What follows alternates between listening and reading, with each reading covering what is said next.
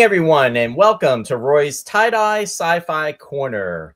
This is episode number 288, and we will be discussing Abnormal Fixation, the second season, with my very special guest, Mr. John Kenneth Muir. John, hi, Roy. welcome. How are you? I am doing great. Thank you so much for having me back on the show. I just love that theme music. It puts me right back to the 70s. All those images. Awesome. Thanks, John. I appreciate it.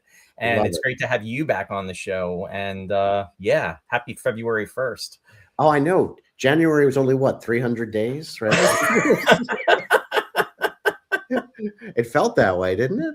Oh, it felt like it was never, ever going to end. Oh, my gosh. That's like the longest month of my life. Yeah, seriously. I mean, some of the months and the days just seem to go like that. And then others, it's just like, it's an eternal, it's an eternal fest. It really is.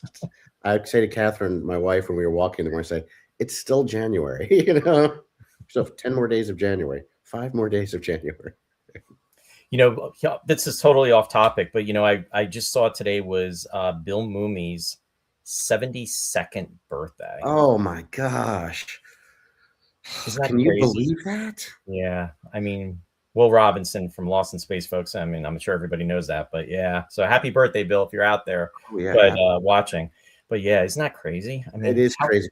I just think about that little boy with the guitar, and then in the Twilight Zone, wishing them into the cornfield. Yes. A good life, right? Anthony Fremont. Yes, that's right. That's a good thing you did, Anthony. That's a real good thing you did, right? Yes. Yeah. No, he's great. I love him, and I can't believe he's 72, but let's say 72 years young, right? Yes, 72 years young. Exactly. I want to say hi to some of the folks that are tuning in. And I see Lou is out there, and he's joining us from Rhode Island, and he's saying hi. Hey, Lou. Hey, Lou. Good to see you out there. And my wife, Sherry's out there. She's saying hi, John. Hello there. So glad to see you again. Happy February 1st and full moon. And happy February 1st and full moon to you as well. And Jeff Rubel is joining us from Utah. Welcome, Jeff. Jeff, awesome. Utah, that is so cool. Sherry says I'm at work, but I'm listening. Nice. Tuning in. So yeah, there'll be other folks that'll be joining us, and I'll put them up there as soon as they do. And and as I was saying to you, John, too, today for me is a very special day because today is actually 1 year ago today that I actually had gone into the emergency room of the hospital because I had flu-like symptoms, and they gave me tests, and then they thought that I didn't have the flu, and that's what led them to do blood tests, and then they found out everything that was going on with me. So yeah, it was like the flu saved my life indirectly anyway. But I mean, what a year. And Roy, you look great. I'm so glad you're here with us. I'm so glad that you went that day and you sort of, I don't know if it was Sherry or you, whoever it was, who had the presence of mind to say, yeah, I better go see somebody. Good call. Yeah. A lot of people don't do that. They're just like, oh, I'll be all right. No, and I've heard that a lot too, where a lot of people say that too. And I just said, no, I knew something was wrong. And like I said, I thought I had the flu because it was just so, but it was.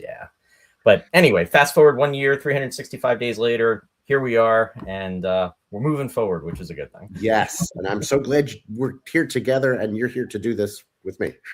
No, absolutely. And the other thing I got to share too is, John, this show, Abnormal Fixation, your show really put a big smile on my face while I was in the hospital during the month of February. And I can't say enough good things about it. It just really, it was something I looked forward to because I was, trying to watch and trying to keep my mind occupied, and knowing that it was going to be coming up and being able to tune into it, it really, really was something that put a smile on my face and that I look forward to. So I definitely wanted to share that with our viewers and with you. That just, I know that means the world to me. And I know to the cast and crew of AF, just that you enjoyed it. And with everything that you were going through, if it at least took your mind off it for a couple minutes and hopefully gave you a good laugh, I mean, that makes me feel so good. So good. And I'm just glad you're here and healthy. Thank you. Tuning in also is Ken Scott. Hey, Ken. Ken is out there. Hey, Ken. And May is joining us. Oh, May is joining us May. from Canada. Hi, May. And she said she's looking forward to season 2. Yes, thank you. And Randy said, wait, 2 shows in one day? Yeah, I was on with Warren, and we were covering the we do a Space 1999 podcast, which you Yes, I were was part of. Yeah, Yes, we did the Infernal Machine. right. And we just started season 2. So we Oh, did that earlier. We did a live broadcast. Okay. Actually, we did the Exiles today. We did the Metamorph last week. Exiles is one of my favorites. So is it? Yes. I don't know what you all said about it. You might have said you hated it, but I enjoy it. Bonnie and Clyde in space. Exactly. And I'll circle back with you, John, because we're gonna have you on to do a second season episode too, as long as I'd love that. So we'll come back to that though, but that'll be fun. Sounds good. And Michelle Diato's out there. She's joining us from Connecticut. Hi, Michelle. How you doing? So I think I accounted for everybody. So everyone, welcome. And John, just to bring everybody up to speed. So there's going to be some folks out there that will be tuning in that didn't catch, from last year. So I definitely want to bring them up to speed in regards to this incredible project that you did, this web series, how everything came about. And then we can definitely then, launch into the season 2. Absolutely. So, gosh, it was 2024, I guess, right? When we shot the first season. But I just decided I had been doing an audio drama, which we loved, Enter the House Between, and we thought it would be fun to go and do something video. I'd done a web series in the early, I guess it was 2006 to 2009, The House Between, and we all wanted to sort of get together. I'm surrounded by talented people, and we wanted to do something sort of funny and offbeat, and so we created this show, Abnormal Fixation, and we made 6 episodes of it. It's sort of like a mockumentary turned found footage type thing. It's this documentarian, her name is Alyssa Jarvis, and she's following around this hapless paranormal investigator named Elvis Bragg, who I play, and he is not only trying to discover the paranormal to win a contest, he's also trying to win back his wife, Season Winters, who is played by Alicia Martin. And she's this long-suffering person, who has to deal with Elvis and his crazy entourage, which includes his friend Bleeder, who thinks he's a hemophiliac, the professor, the psychologist, Dr. Carol, the 2 unpaid interns, and of course, I can't forget Mark Missouri, who is Season's current. She's living with Mark, and that's Chris Martin in real life. And Elvis is trying to get her back from Mark, and Mark is a Texan cowboy, so some laughs out of that. So the first season was their attempt to uncover the truth about the Woodpire Mill Phantom, a local legend here in North Carolina, where I am, and total surprise, I think, to everybody. Like, we entered film festivals and we started winning, and we just kept winning, and it was great. So I think at this point we've won like 26 awards, and since I've been on, we have been licensed, so we're streaming for free on Fossum. Wow. We're on another streaming platform, Relay. So it's just it's fun to do, and that's why we do it. But it just kind of took off. But John, 26 awards, and I was gonna bring up some of those awards because honestly, I mean, as this was starting to be shown and be showcased, I mean, the posts were coming in regards to this, and I just want to share them with our audience because it's so well deserved. So thank you. Absolutely, best web series Filmmaking International Film Festival in 2024, and then also best screenplay, best sound design, winner of best actress. Yes, Alicia's great.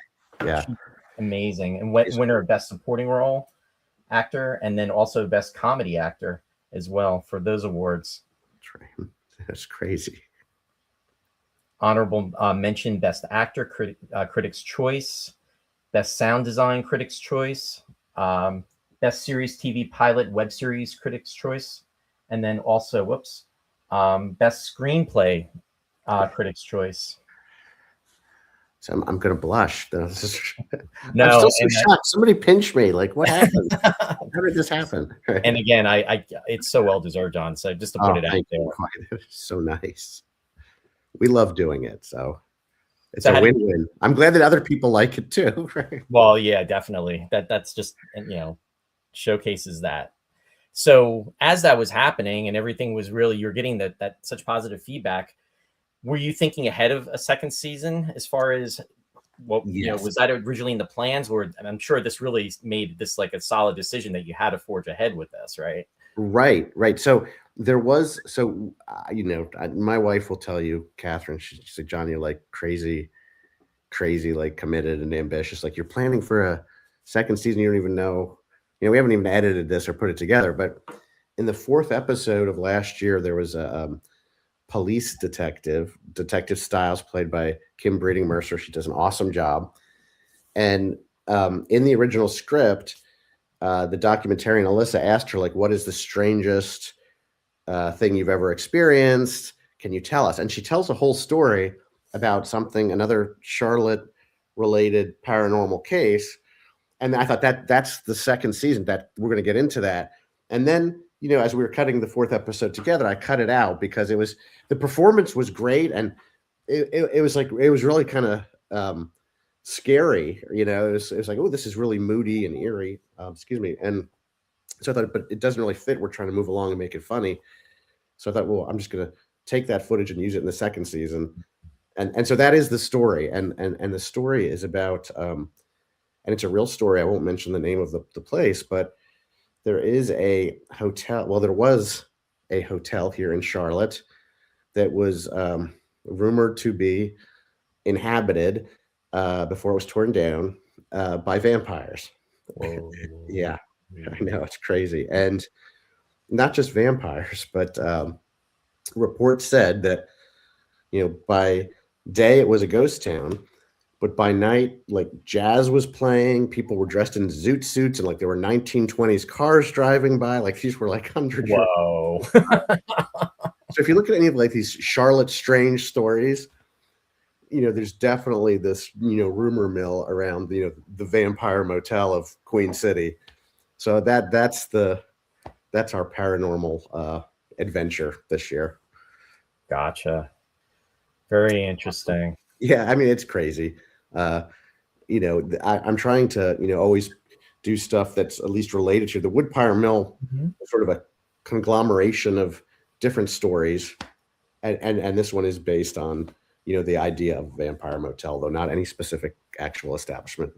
Gotcha. Any resemblance to people living or dead is completely coincidental. Disclaimer. There we go. Okay. You put it out there. In case those vampires are out there, right? We're not talking about you. That's right. These are different vampires in Charlotte, not you guys. It's the other guys. Exactly. Ken just said we're undead. That's right. Dead and loving it, apparently. Right? I could hear Don Adams saying, and loving it. Loving it. I miss Don Adams. Yeah, he's great.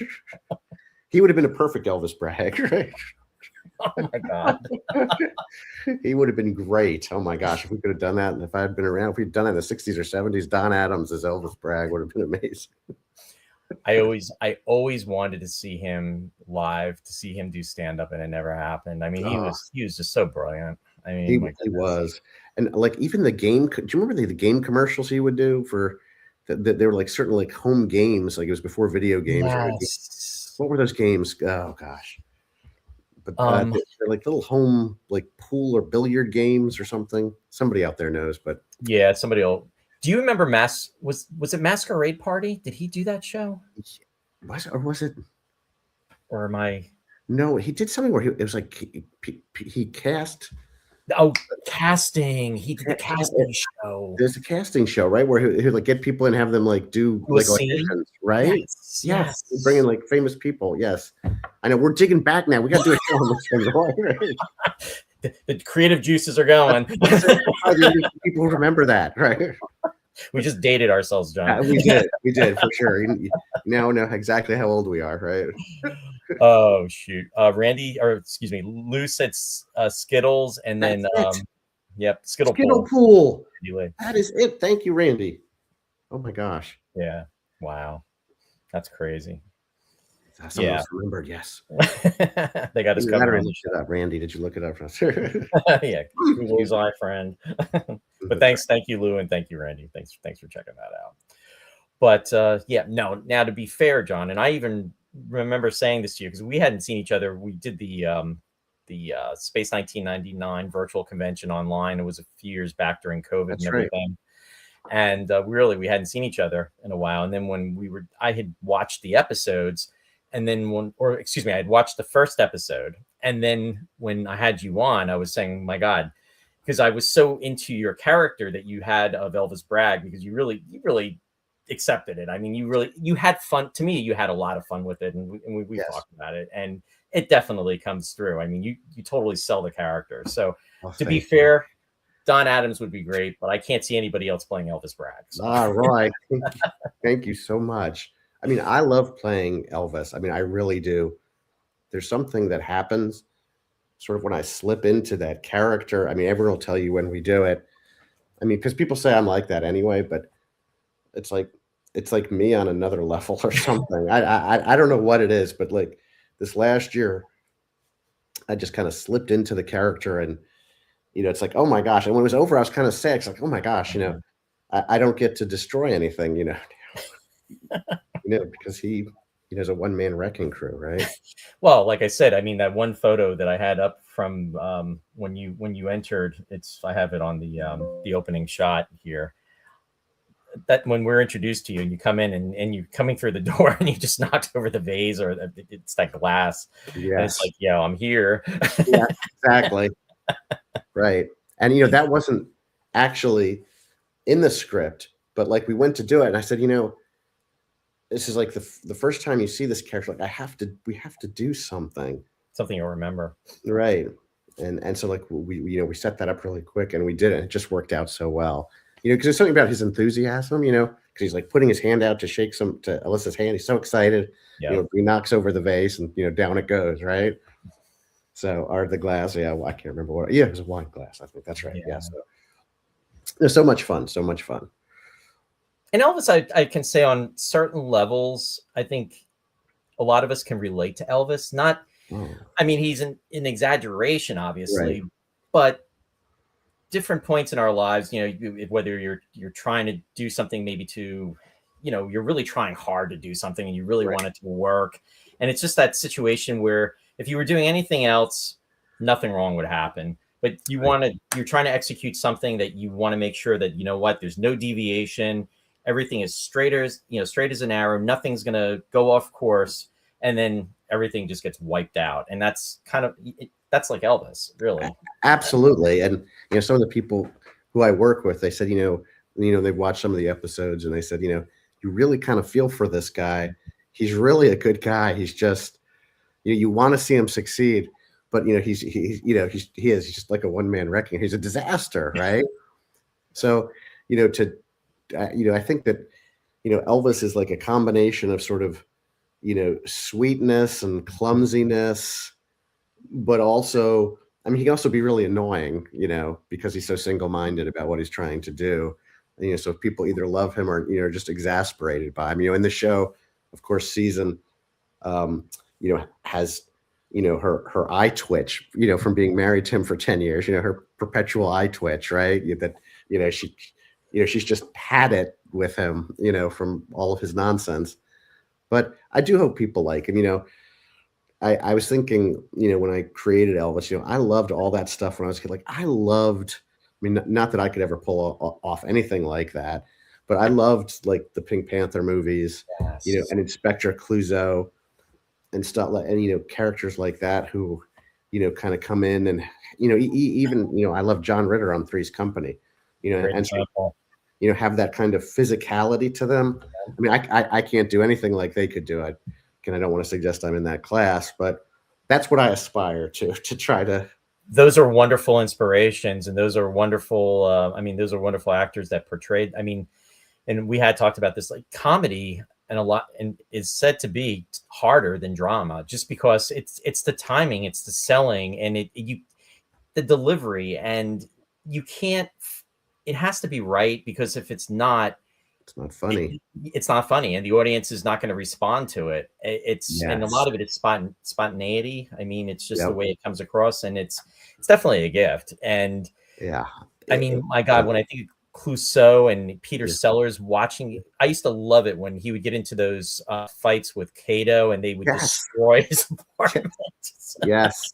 And his terrible disguise, and things would just go wrong. There was some scene where he was in a hotel with a vacuum cleaner and a parrot, and the parrot ended up in the vacuum cleaner. I only wish we could do things at that level on our low budget indie show, but just brilliant stuff. Yeah. And comedy is so hard. Yeah.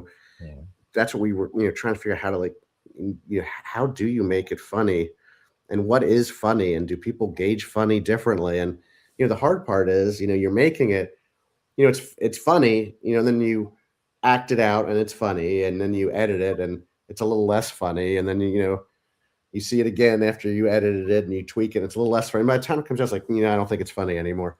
And that's why it's always so important. Like I throw it in front of people. All right, so like, just watch this. Yeah, because I think in a lot of ways you're going to be your hardest critic, because you're really trying to hit that that point.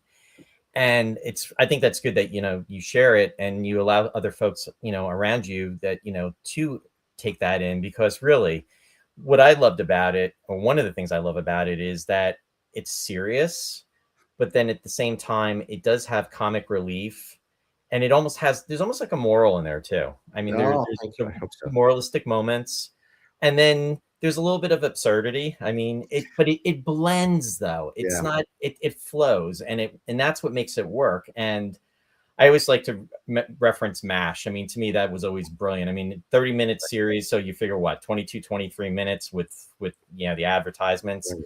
And it was able to go from, comedy to drama, drama to comedy. And Right. it worked.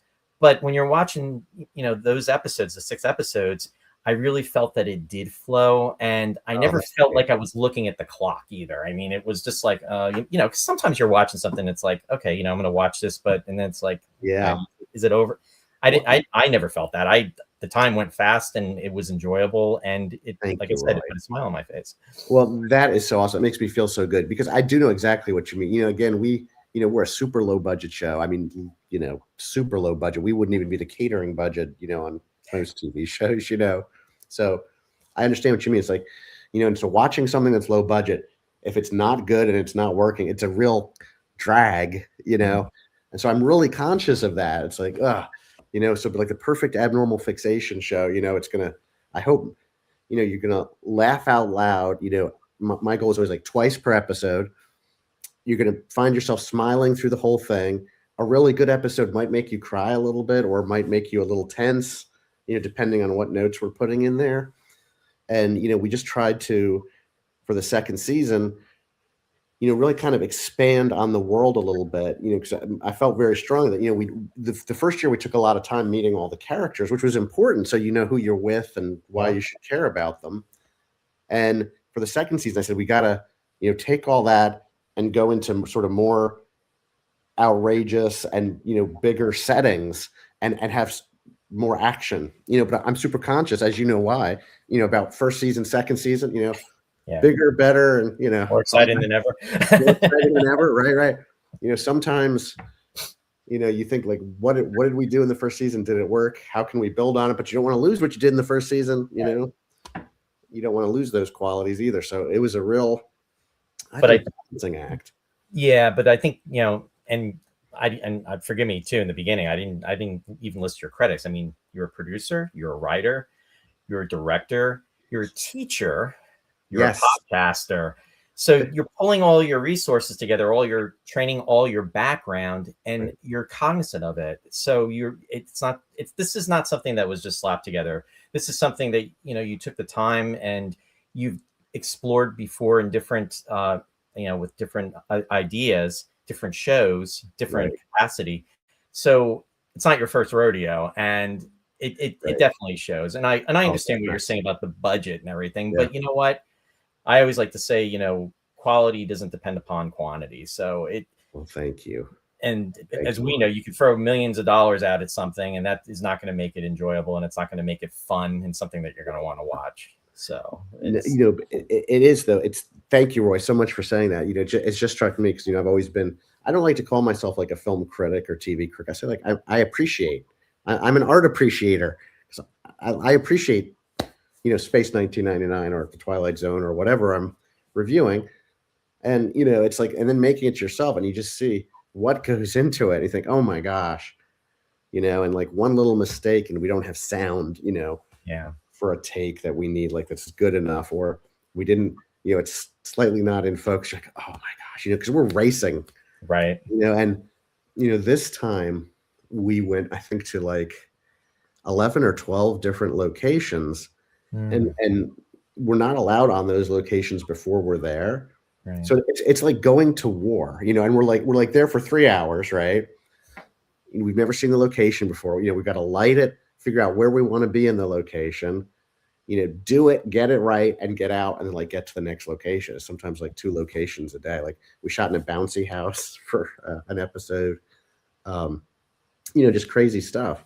And it's such a challenge, but I love it. I mean, I hope it's keeping me young, or at least it's keeping my brain young, if not the rest of me.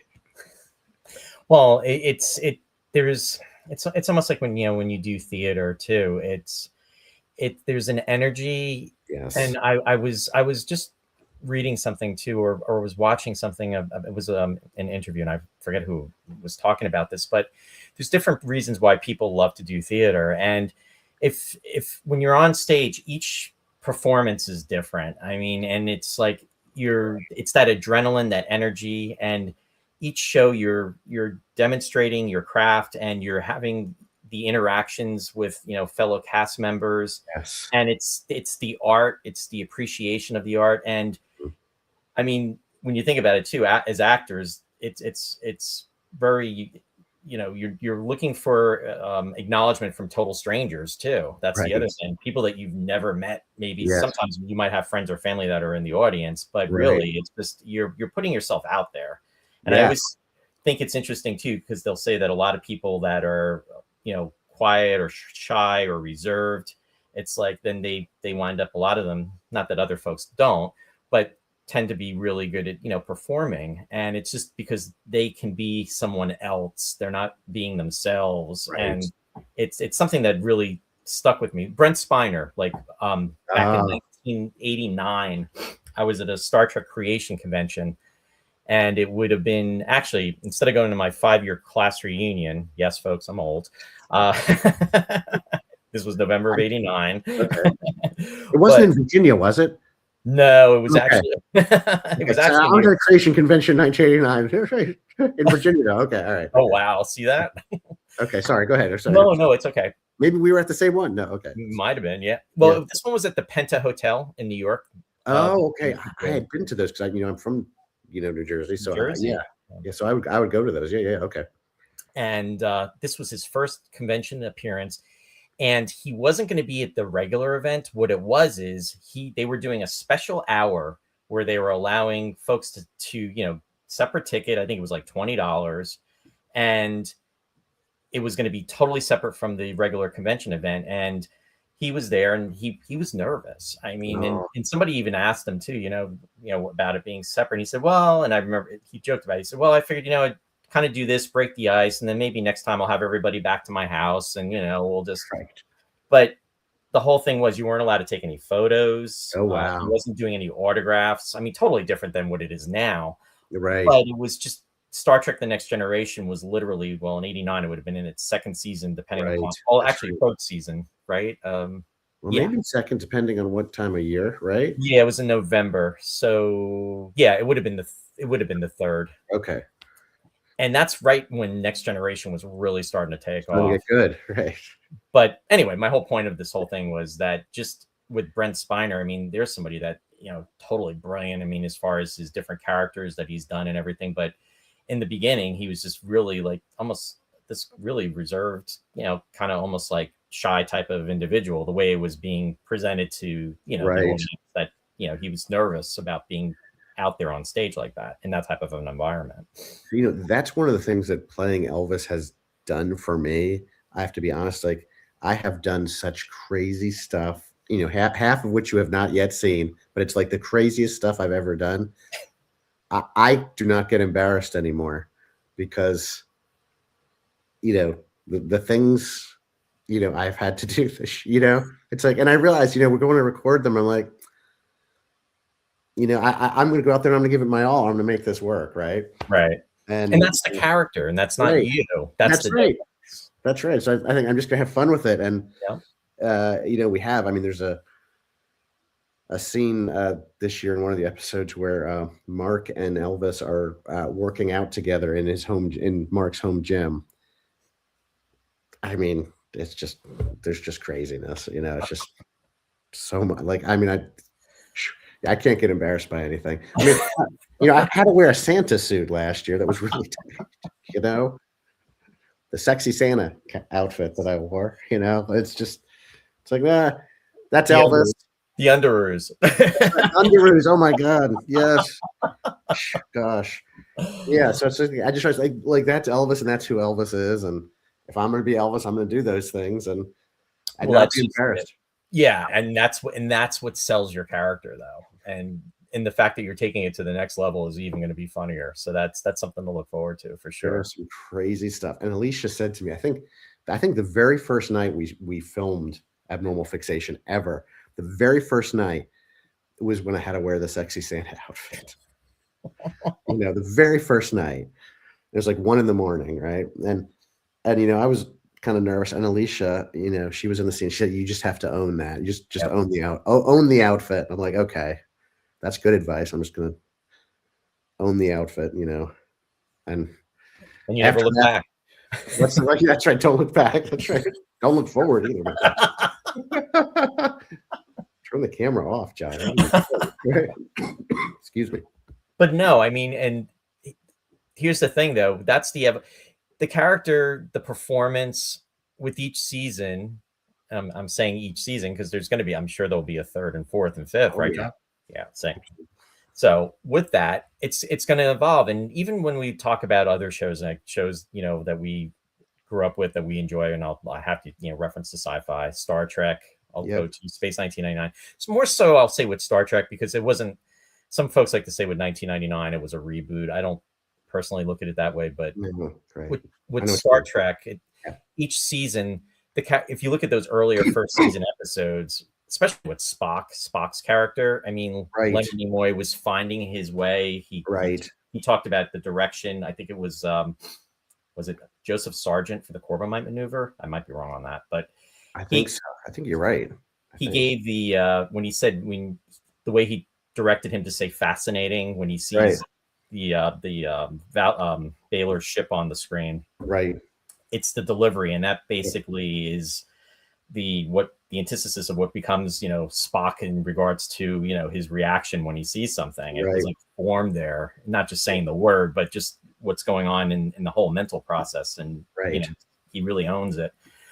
But as the episodes develop, the characters are developed. And like you said, with last season, you really worked to establish the characters. We get to know who they are, what's important to them, what's their strengths, what's their weaknesses.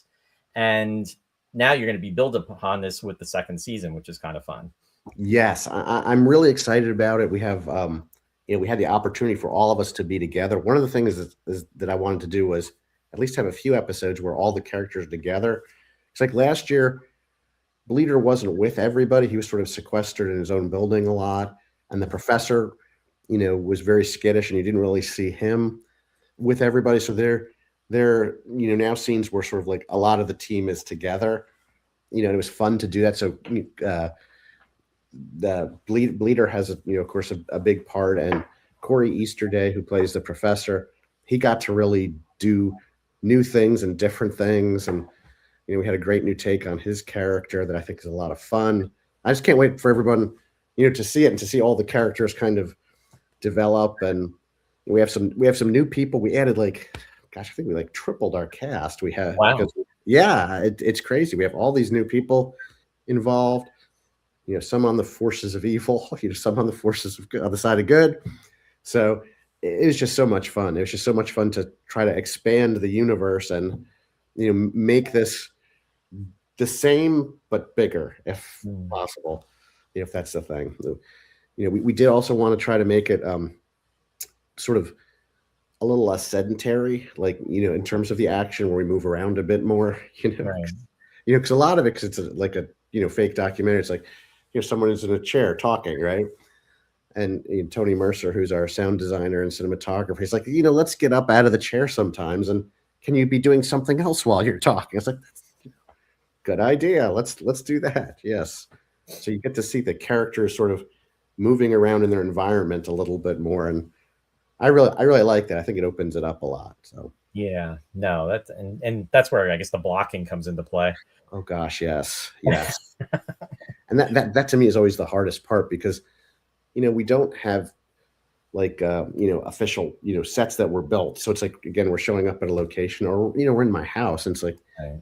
We can't get the camera far enough back, and like we're all clustered together. It's very hard to do blocking when you don't really have the space you need or want. Yeah. These great shots. But one of the things that we did, which I was so excited about, is we did a whole episode inside a chapel, inside a church. So all of a sudden we had like this huge area to film in, and like you could get deep focus and things like that. So I was like, oh my gosh, that was so cool. We were able to rent a church for like 8 hours. Nice. And so we shot as fast as we could to get through that. But that's like one of my favorite episodes of the season. So I can't wait for you to see that one. It's late in the run though. I mean, they're all great. I love them all, but that one just like turned out spectacular, I think. So no, that's and like you were saying earlier too, because it's like you're under the gun of the clock, because it's like you're trying to get you're trying to get everything set up for the shots, and you're trying to make sure that the lighting is proper, and then in regards to sound.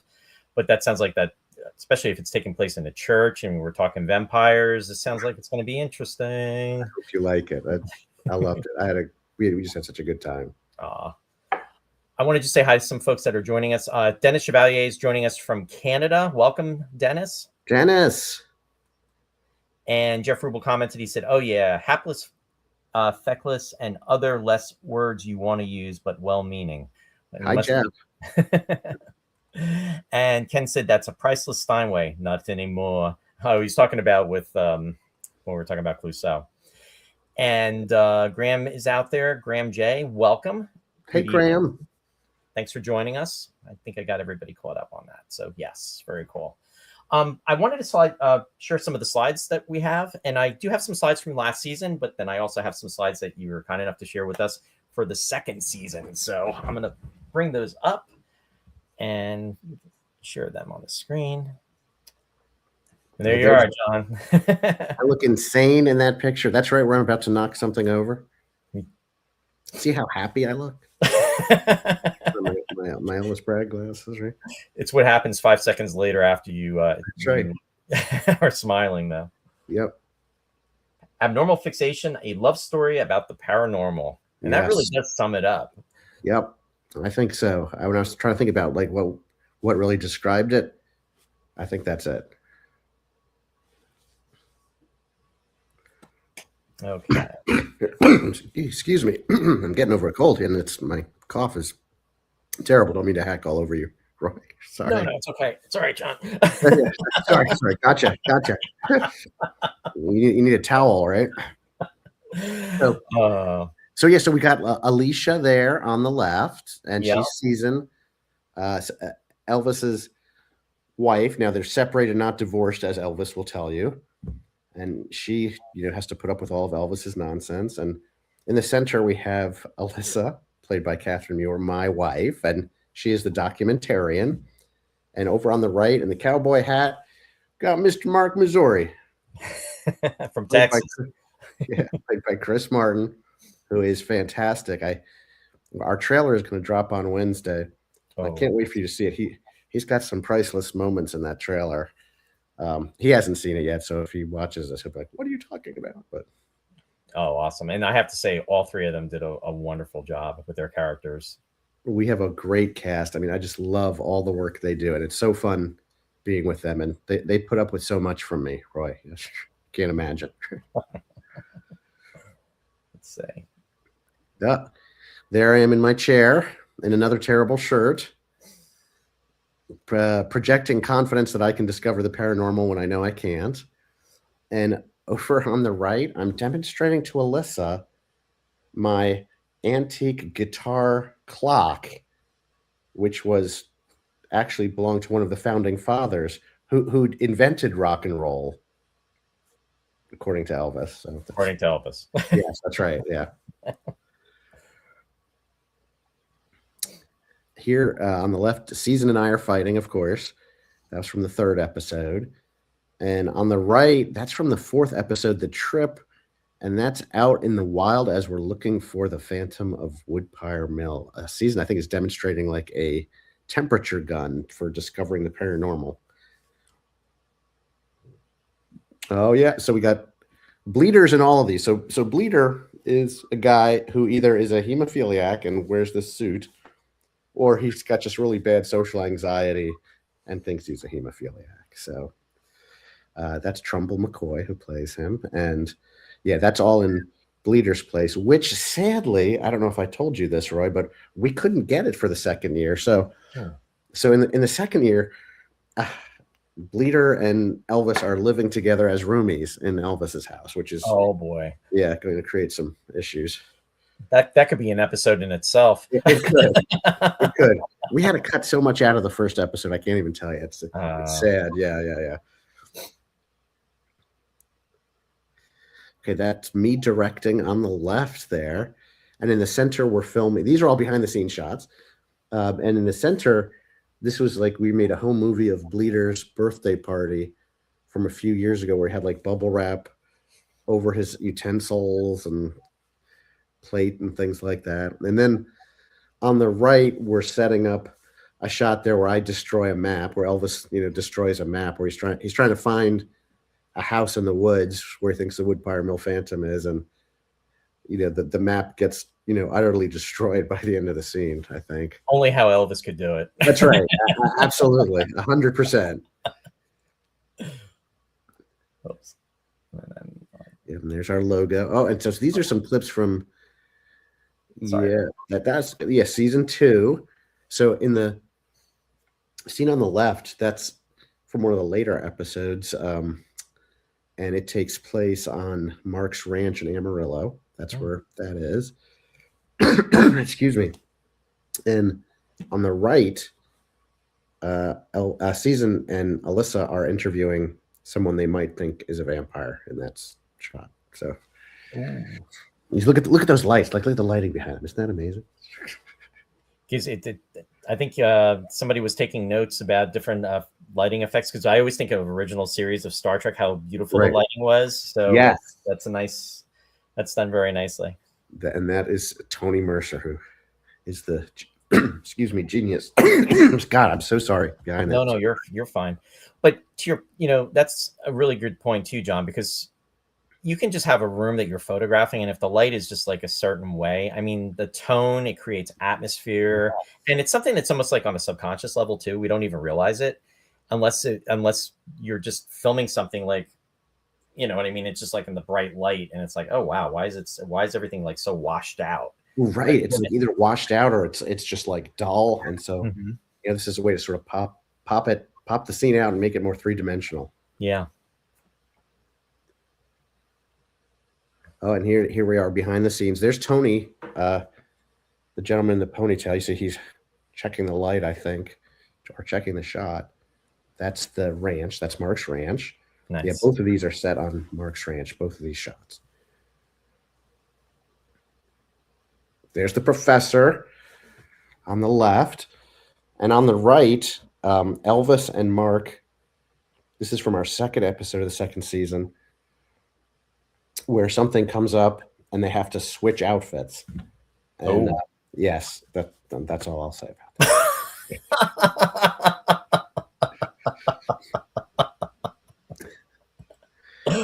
It's also silly. And then we're in the church. Oh my gosh. Church. And see, I've got my infrared goggles on over my head. There, so I can see the paranormal.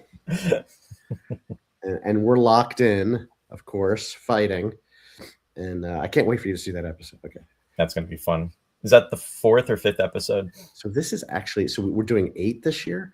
Oh, This is- awesome. That's this is wonderful. I did not know. I was just assuming 6. That's great. That's great So- news. This is the 7th. Wow. Yes. So Okay, very cool. I'm very excited about it. And, the 8th one is so crazy. It's like a flashback episode in black and white. It's so bizarre. I love it. That's great. Okay, here is one of our new cast members. Jess Alps is playing Kira Handy. I don't want to say too much about her because it's a big surprise, but she is an absolute delight, and she does something in the 5th episode that is so funny. Like, I was upstairs taking a shower, and Catherine was watching the cut, and I could hear her cackling from the shower upstairs. Wow. Like, I came out, I was like, what? And she's like, did you see what she did? I was like, yes, I know. She said, that is the funniest thing I've ever seen. I said, I know. It's just That's awesome. funny. And then that was on the right from the Wood Pirate Mill. That was what was in his house, a child's skull. Mm. And I just love this. Like I was telling you before the show, Roy, like I was driving through Virginia where my wife's family lives, and we saw this. I was like, I've got to film this for the show. Of course, the Wood Pirate Mill would like live off of Route 666, right? So, yes, I love that shot. That's a great shot. And then I wanted to again mention some of the awards and everything. Yes, Tony he's amazing with the sound design. What I've learned is it's so crazy, but the show looks better if it sounds better. Yeah. I can't explain it, but it's like if the sound is good, it looks better. And it's almost like, again, it's subconscious. It's just because it's things you just don't pick up on it, and if you do pick up on it, it's usually and it's almost like it goes the other way. If it's bad, then you're going to notice it. Exactly. If you're in the moment and you're just just enjoying and it's just flowing, right? Then you've done it exceptionally well. Right. You don't notice the bumps. I always say, like, I cut an episode together and then before it sounded, I'm like, I think it's really good, but you get taken out of it because like the sound levels are a little different. Right. It's not all smooth. And then he puts it together. I'm like, this is genius, So he's great. He's really great. That's awesome. Award winner. Oh, yeah. Elvis Bragg has just one calendar year to prove the existence of the paranormal and win back his estranged wife or lose $250,000, not to mention his reputation. I mean, what kind of reputation could this guy have? Right? And again, best comedy film, best supporting actor. Yes, that was just wonderful. I mean, I've been so happy with the reception it's gotten. There I am. And John, in regards to, I wanted to talk about. Well, actually, I'll come back to that because I want to make sure to touch upon it. But because in regards to the rewards, your books. As of last year, you had written 34 books. Wow. Yes. Wow. That's amazing. And my newest book, Horror Films of the 2010s, is coming out in March. So probably as Abnormal Fixation Season 2 is airing, that my newest book will come out. So that's wonderful. I hope people like that, right? Lots of scary movies in the 2010s. Yeah. But, I'm super excited about the book and I love those movies. But Roy, I'm a 70s kid, I know. And speaking of which, I don't get up very often, but here it is.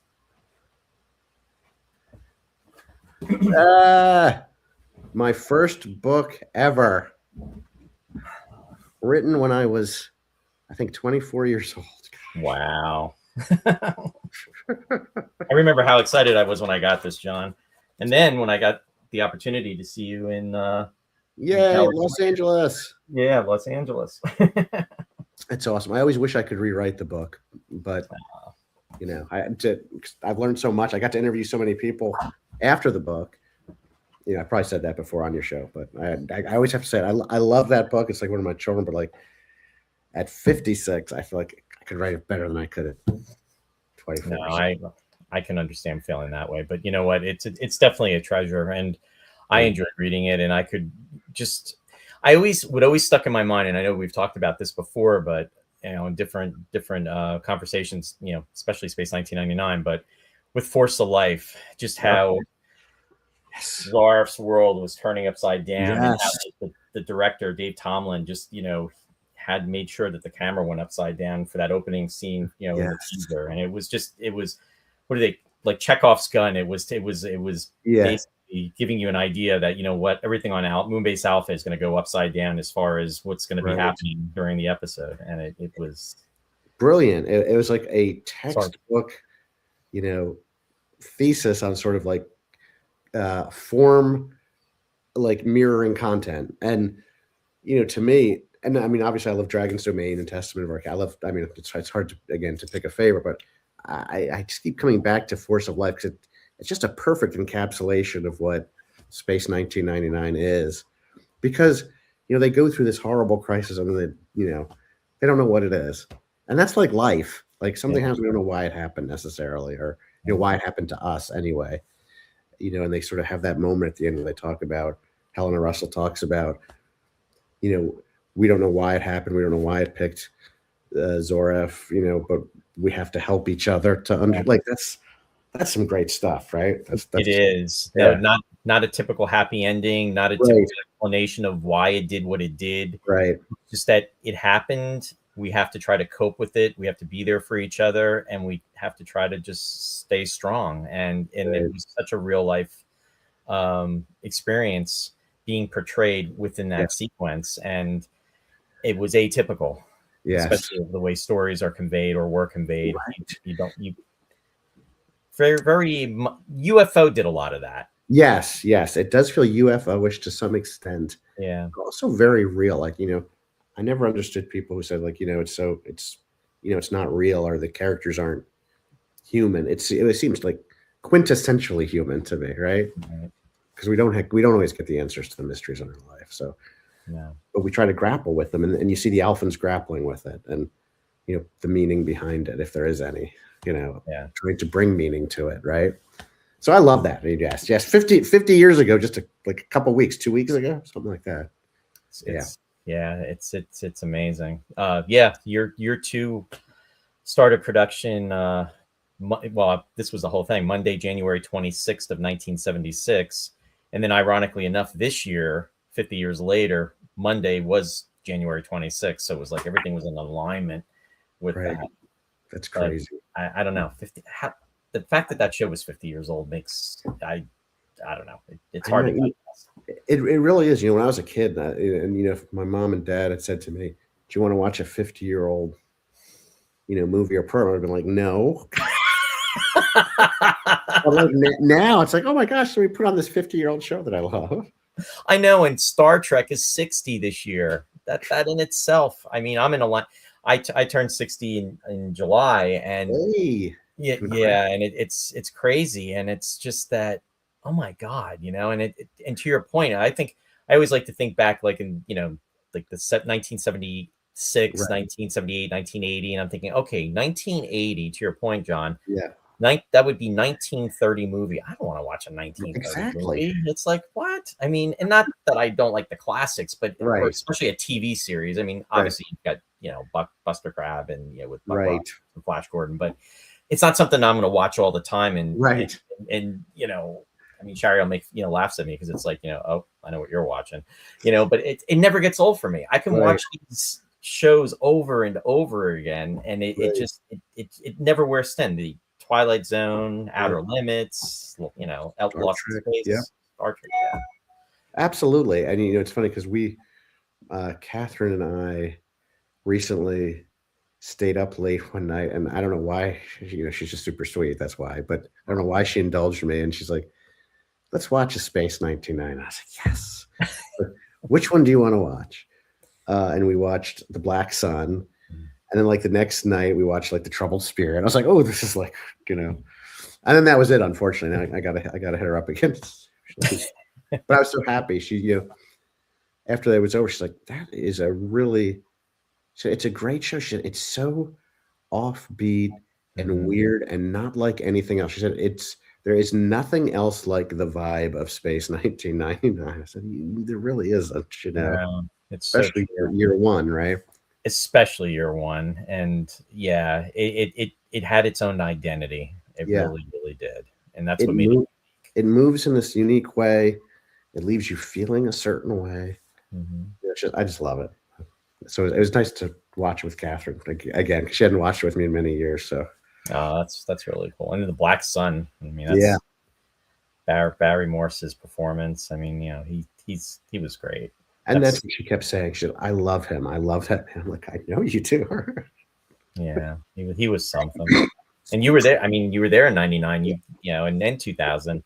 I mean, he Right. was so good. He was so great with the fans. I mean, Oh, just and taking pictures and so amazing. When you think about Victor and what he might have been in lesser hands, would have just seemed like this, just like a regular scientist. You know what I mean? Like you've seen in every sort of 50s movie where the scientist comes on and explains something.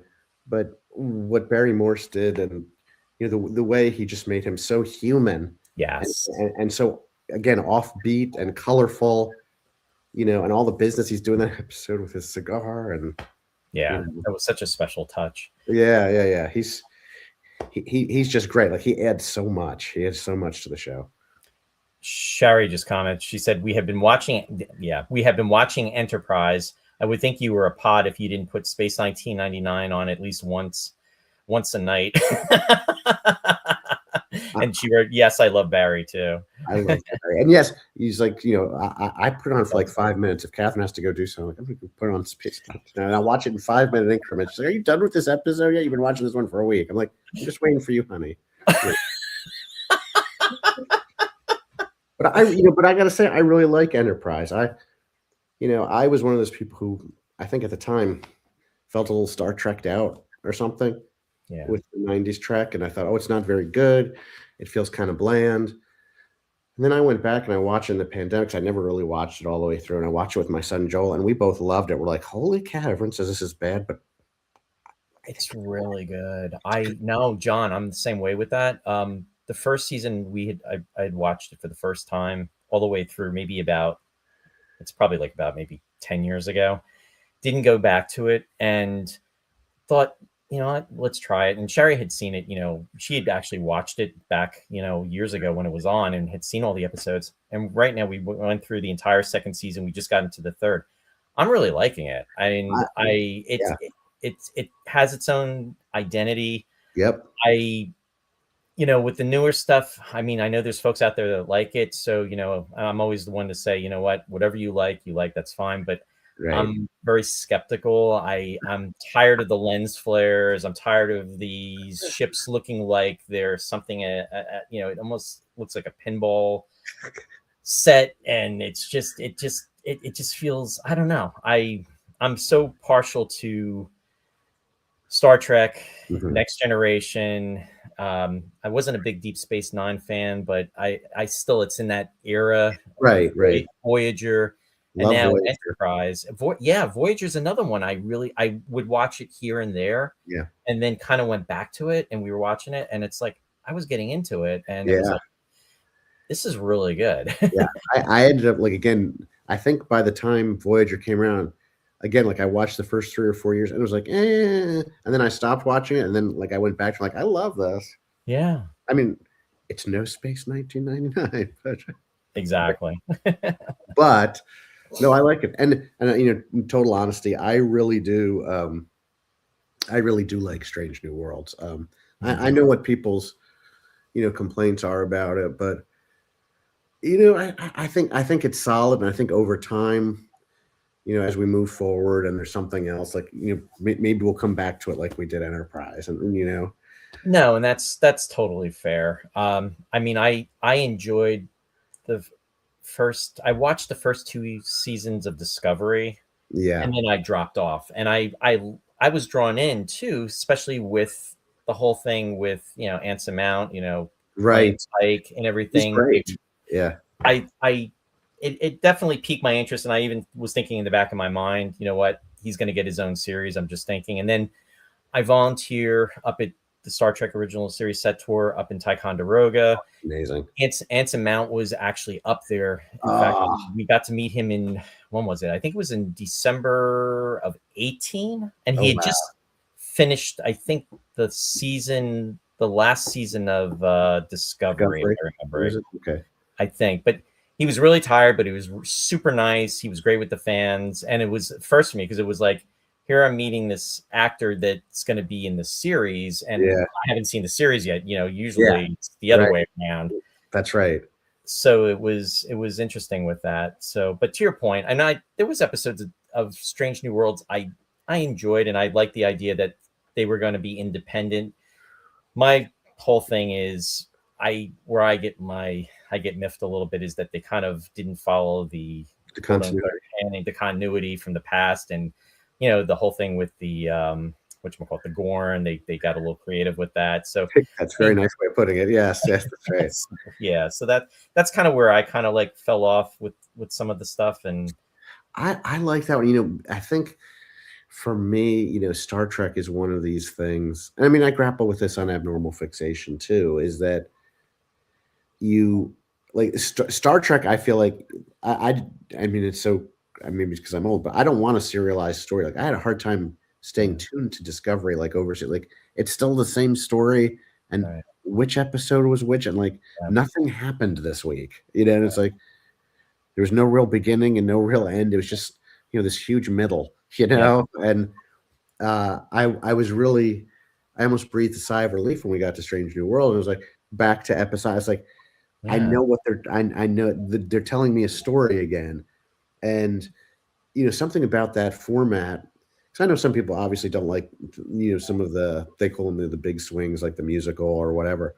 But like I love the thing about the episodic thing is you're free to fail. It's right, like that's where you can do something ambitious. If like you're locked into this huge story arc, you can't really lock out of it because you could mess up the future parts of the arc or right, not be continuous with the past. But like a standalone episode, it's like, yeah, like go out to that planet and do this crazy thing this week.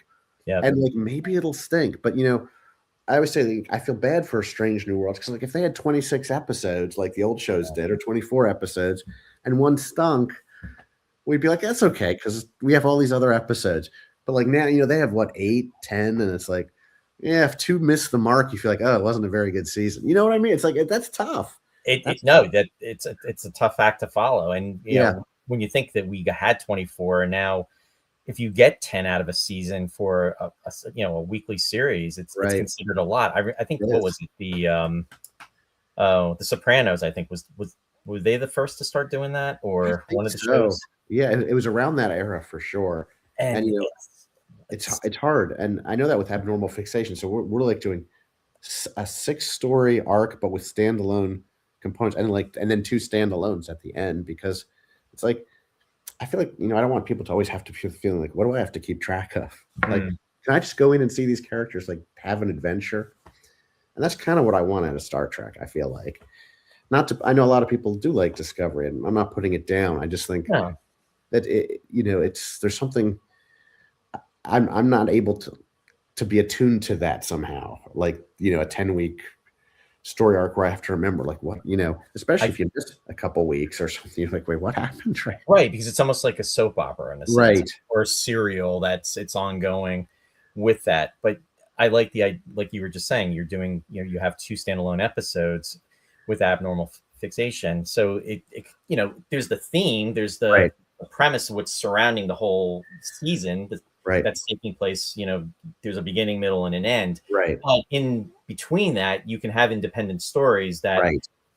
it's Yeah, not going to affect that, and you can watch them independently, knowing that the outcome is going to be coming when it eventually comes. right. And I feel like Strange New Worlds, it has done some really good ones, and then some ones that weren't so good. Yeah, But like, I really appreciate their ambition to try to do what Star Trek did really well, and to go for like I feel like there was one that was really good this year where I can't remember. I don't know that I can't remember their names, but it was one where Kirk ended up having to take command of the Farragut. And Yes. there was some sort of big ship that was like cannibalizing little ships. And like, Yes. that was actually really good. It was. I agree 100% on that. It was very good. Yeah. There were like, they hit some. And because that was like the development of his character too, because right. they were trying to give backstory where Spock and I think Uhura were trying to, he was feeling very isolated because I think the captain was injured and on the Farragut, so he was he was taking command, but then he wasn't sure which direction to go in, and he was Spock. They were urging Spock on to talk to him and to really, give him that strength by his words, which is kind of, interesting. He's a Vulcan, so he's trying to use almost give Kirk an emotional response, and so it was interesting that they went in that direction. And then the whole thing, the turnaround when you find out who these people are, that was like, whoa. Yeah, and then they did one that was like Abnormal Fixation. It was like a documentary. It was a yes, that's right. That's absolutely I like that. That's an inventive idea. Like we've never had a documentary about. I mean, now MASH did it. And you mentioned MASH before. There was an episode where reporters came to the 407 and did a report about it. And so it reminded me of that. But I thought we haven't had that in Star Trek before. At least I don't think so. And I really like that one too.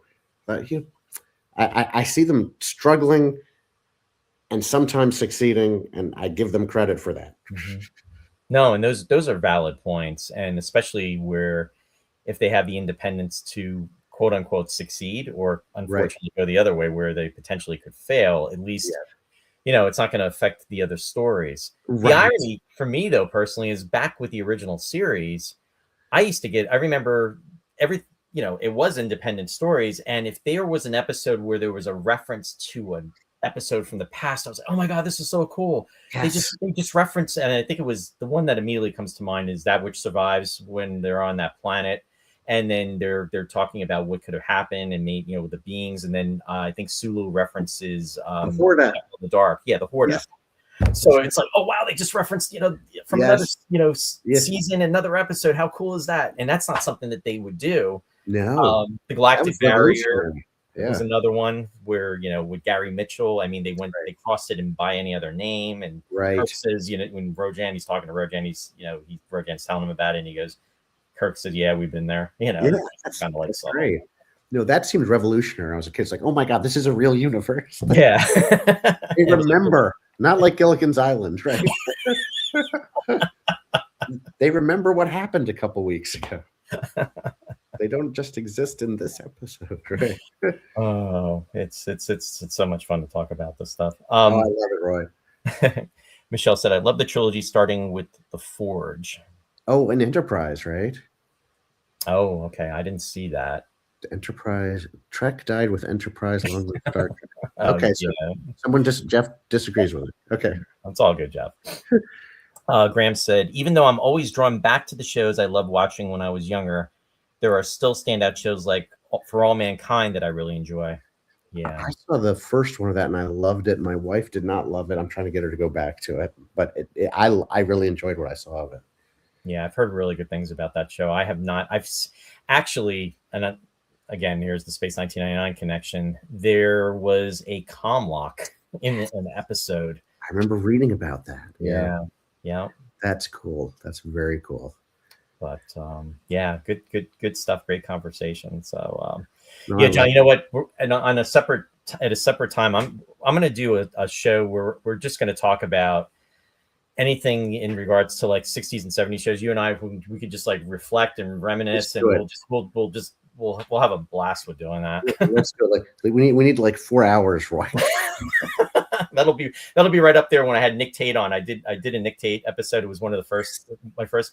I had him on for 4 hours and 45 minutes. That's amazing. I am not Nick Tate worthy, so I would take 2 hours. Neither was my bladder. My bladder was not Nick Tate worthy either.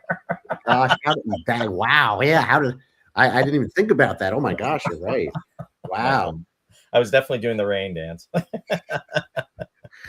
Right. And then you can't concentrate when you really have to go like, oh my gosh.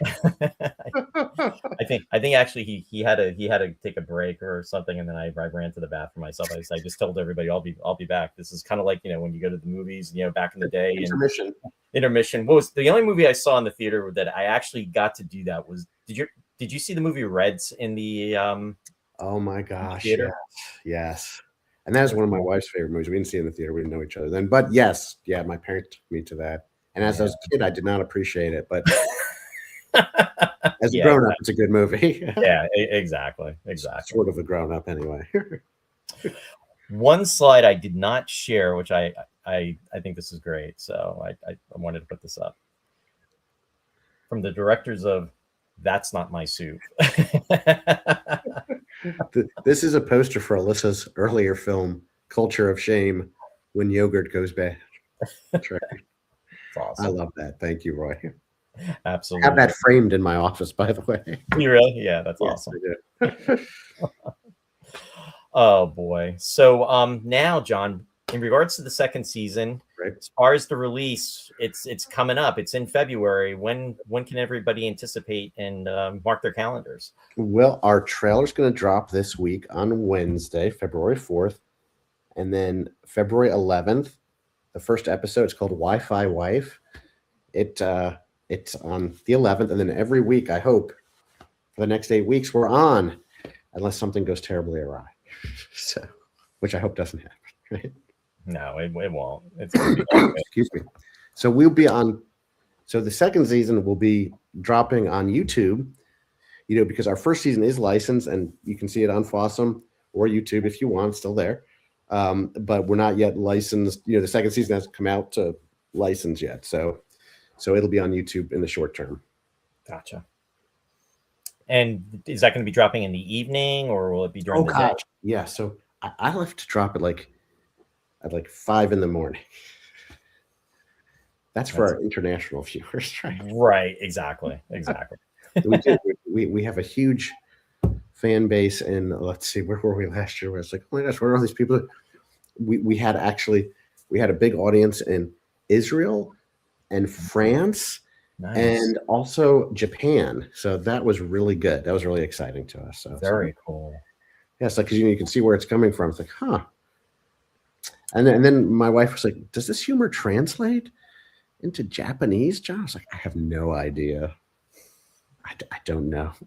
I mean, it's me stumbling into things and breaking things. I mean, I thought maybe that's funny in any language. Yeah, physical comedy, right? Right, yeah.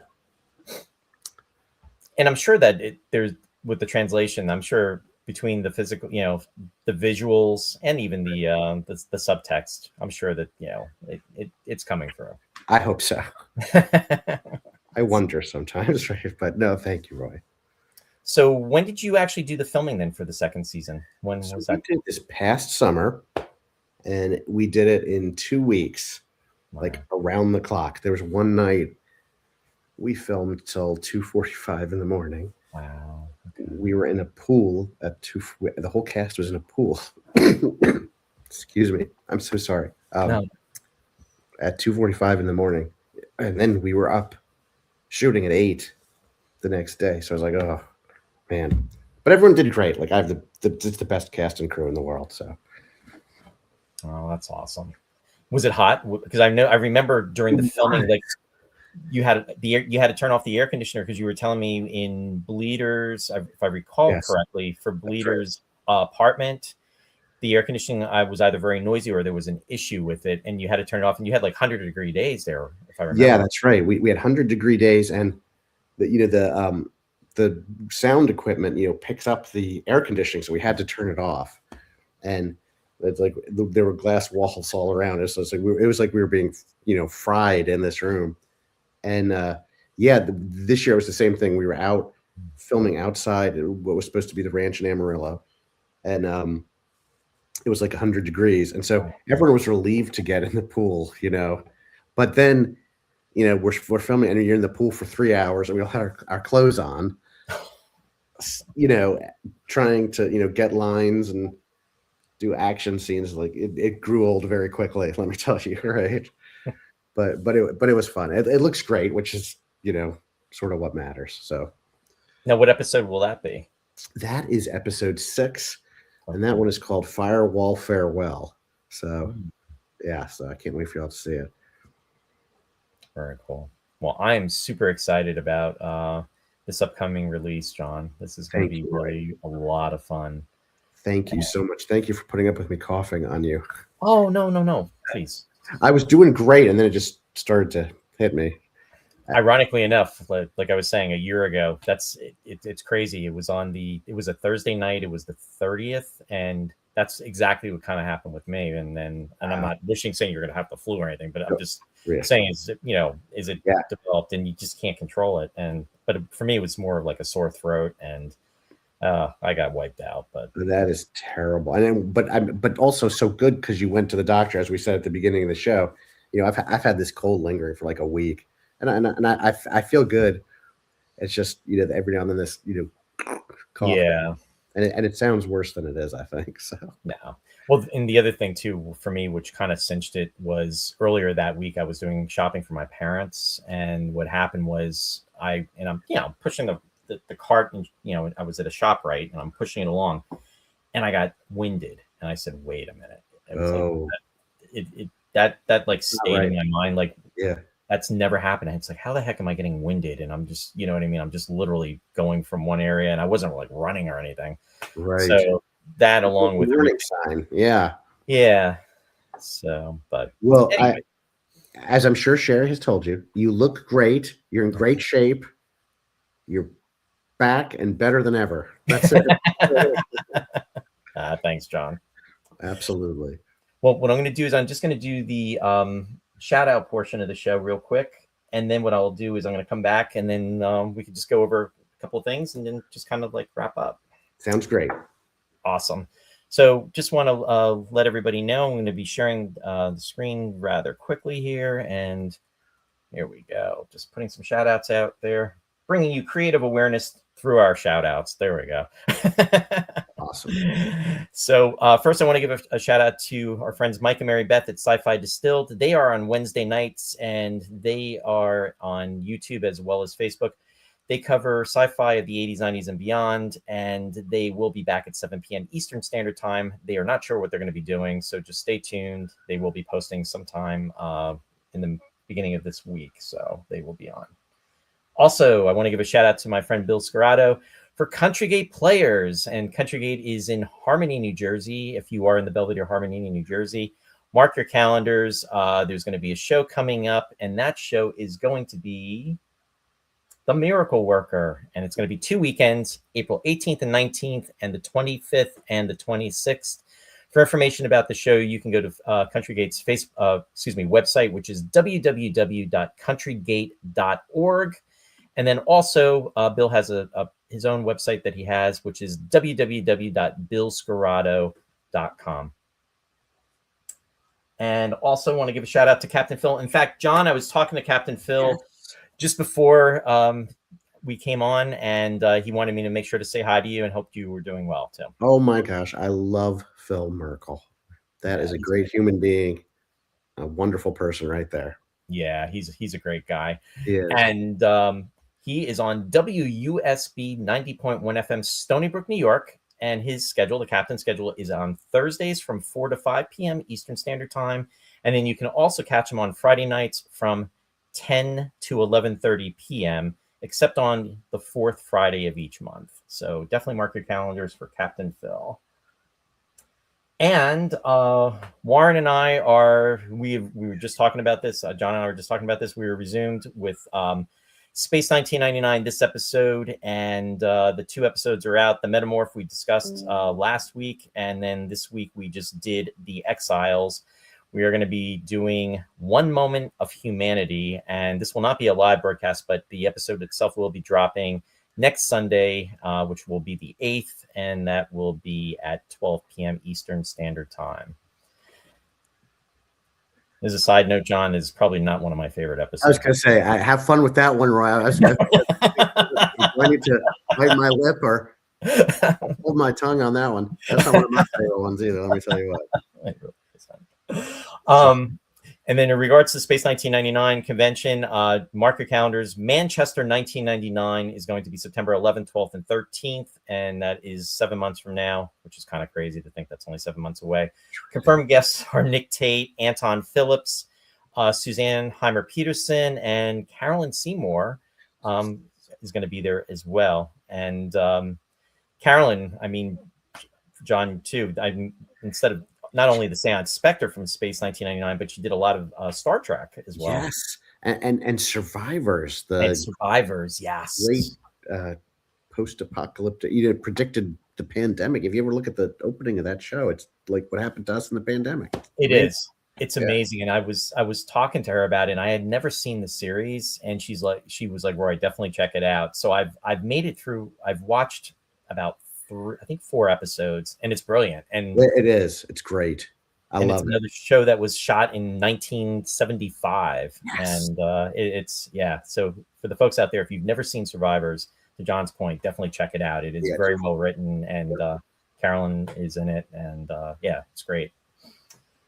In regards to the Space 1999 convention, the website address, just to put that out there too, is www.space199950years.com.